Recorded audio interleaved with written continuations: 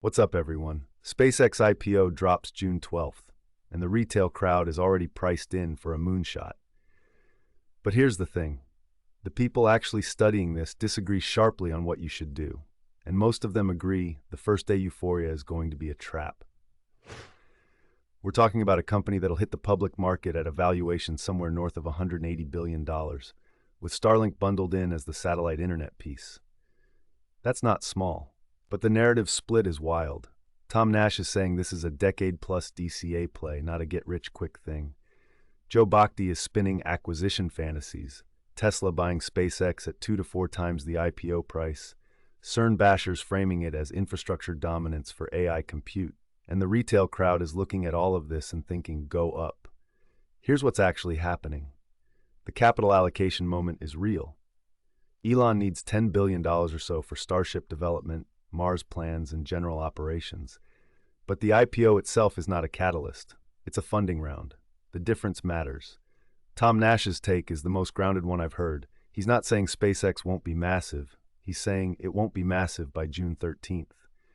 If you want exposure, DCA over 5 to 10 years, and you're probably going to make money because this company is genuinely building something nobody else can replicate. But buying on IPO day because you saw a thread about space economy upside, that's retail FOMO dressed up as thesis.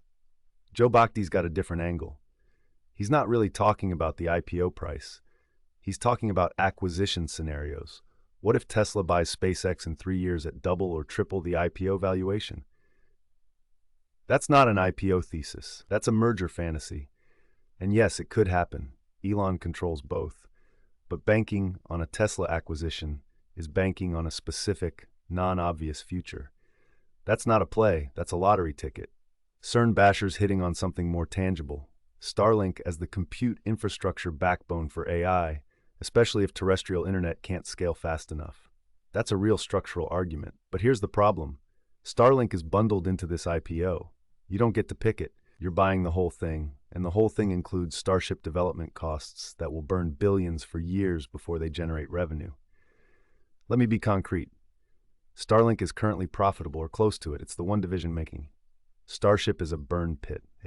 A very necessary burn pit, but a burn pit. When you buy SpaceX IPO shares, you're buying a company that will spend the next 5 years losing money on its most famous project, so it can maybe make money on something that doesn't exist yet. The broader capital market is flashing red right now. The S&P 500 is down 2.64% today. Bitcoin is down 2.91%. The fear and greed index is sitting at 12 out of 100. That's extreme fear. Crypto dominance is holding at 56.1%, which means people are rotating out of alts into Bitcoin, which is the panic move. The 10-year Treasury yield is at 4.54%. Brent crude is at $93 a barrel and dropping. This is not the environment where SpaceX IPO launches into the stratosphere.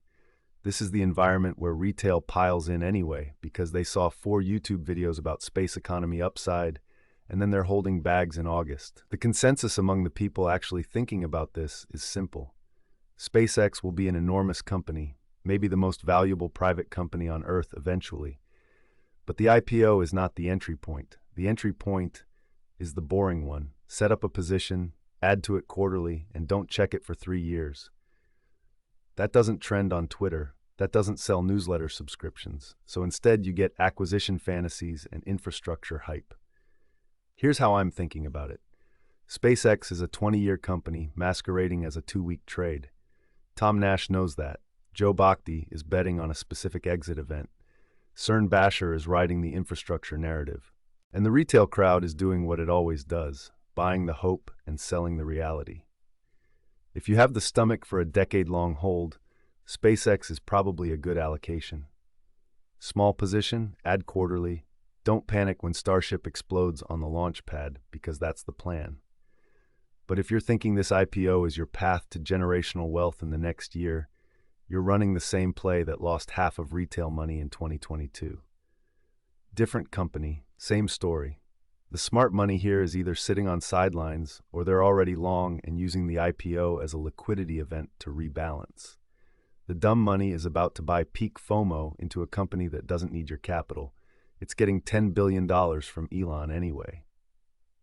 And speaking of over-engineering things to solve simple problems, a guy built an AI-powered water gun turret to keep pigeons off his property.